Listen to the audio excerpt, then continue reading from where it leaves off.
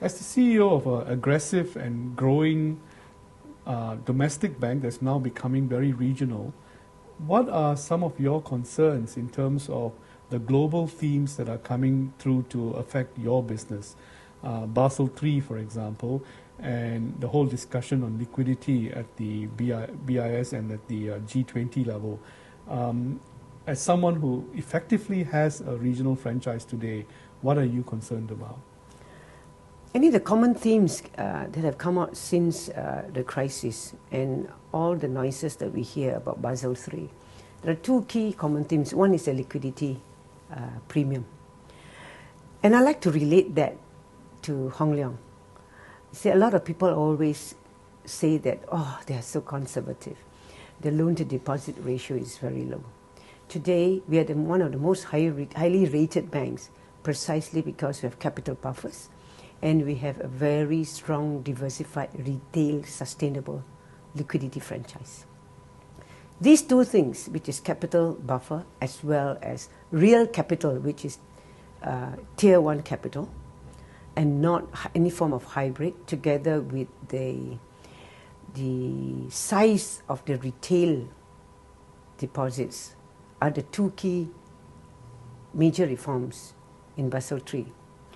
If you look around the world today, for the first time I see a lot of banks that have been looking at just pure asset loan growth are looking at liability management.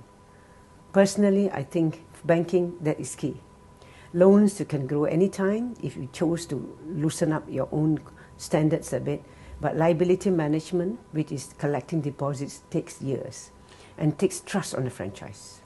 But liability management also is dependent on the extent to which you're able to hold on to your customer, especially in a highly competitive marketplace. Yes.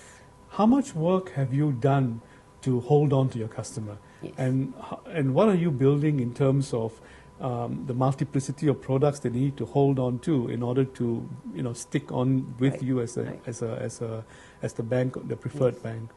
If there's one success story that we can share with you, it's about our retail consumer and retail deposit strategy. We are very clear. The things for us to first is to build trust. Integrity, trust, and service is something that I always believed.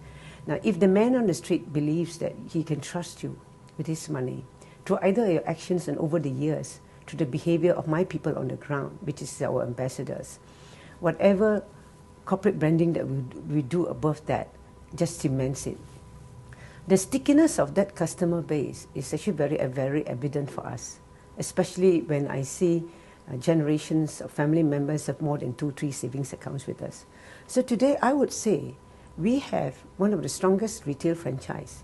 I think we have way above industry share of our CASA of about 26%, industries I think about 22%. That shows that people do have trust with us. We also measure our colleagues and the salespeople on the ground, is that at the end of the day, we must be responsible that whatever we sell to our depositors into so-called AUM products, we must be responsible. Otherwise, can you imagine when your deposit turns to nothing? They would remember you for life. Having said that, your fee-based income has still some upside potential to achieve. You can add on more fee-based products, and you're not exactly hitting the ceiling in terms of the amount of fees that you're able to generate from deposit-linked products and services. Do you see that you would need to do more work on that front? I would say the non-interest income for Hong Leong Bank as a commercial bank without a corporate investment bank in its operations, we have one of the higher non-interest income. If you take away the global markets, which is a treasury non-interest income, which can sometimes be volatile, we have a very stable non-interest income of about a fee income, of transaction fee income of about 75% of that. So no, I would say that we obviously have a lot more upside to work on.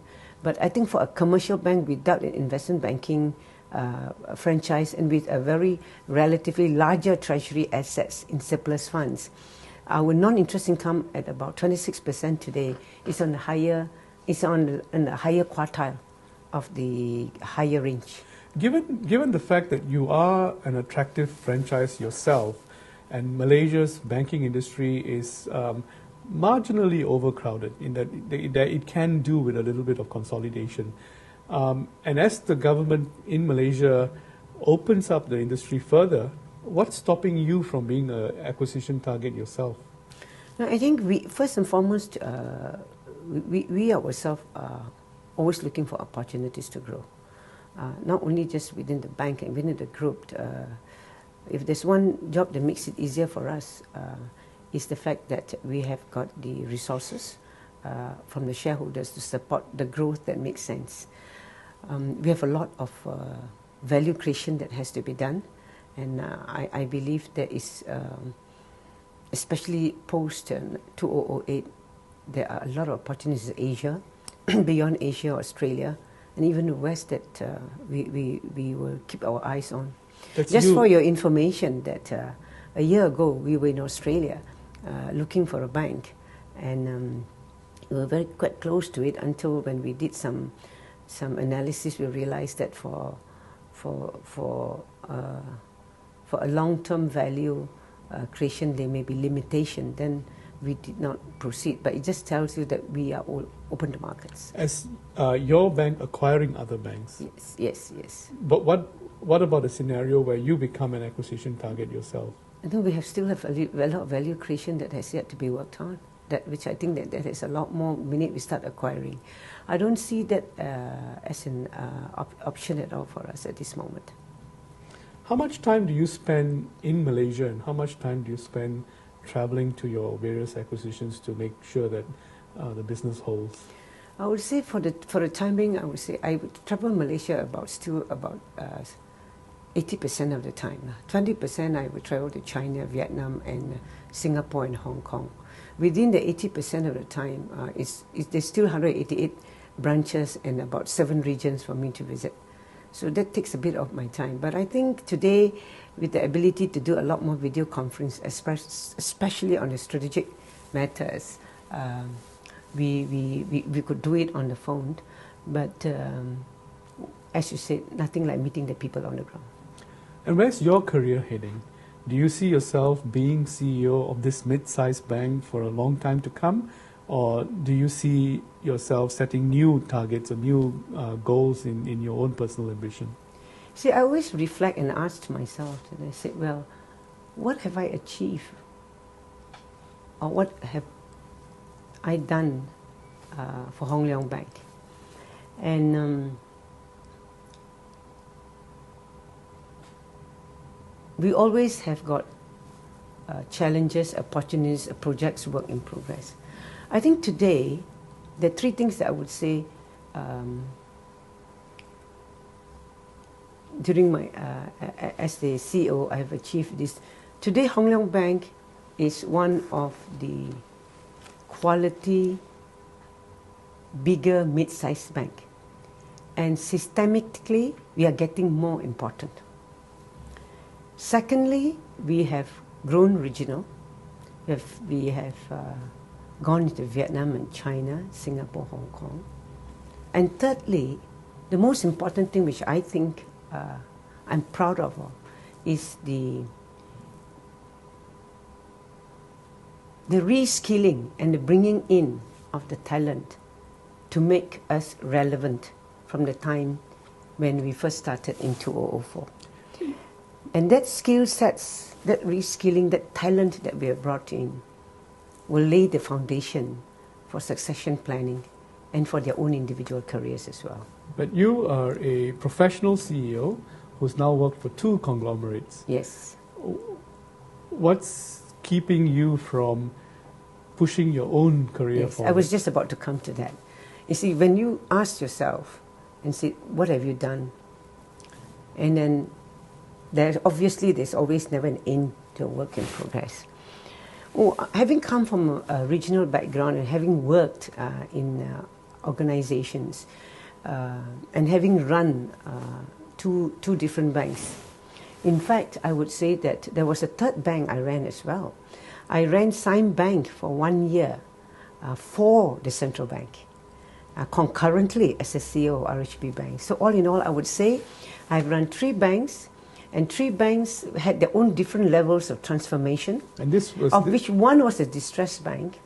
And this particular bank that Hong Leong that I'm leading today was a good bank when I went in. It's just that it has to be be a bit more relevant to the changing marketplace.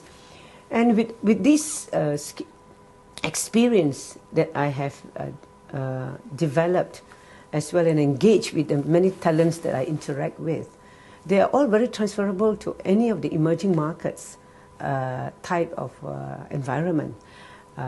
If you look at the Malaysian, in a bank like Hong Leong, it's like getting yourself relevant. In a bank like Sime Bank is getting out of distress. In the case of RHB, it was trying to grow its position and totally transforming from a relatively small finance company to the 3rd largest bank in Malaysia. Oh, of course, I think there are a lot of opportunities out there, and it's all about challenges and timing at the point of the time. And obviously, for someone like me, opportunities and looking at ideas, I've always been very open to that.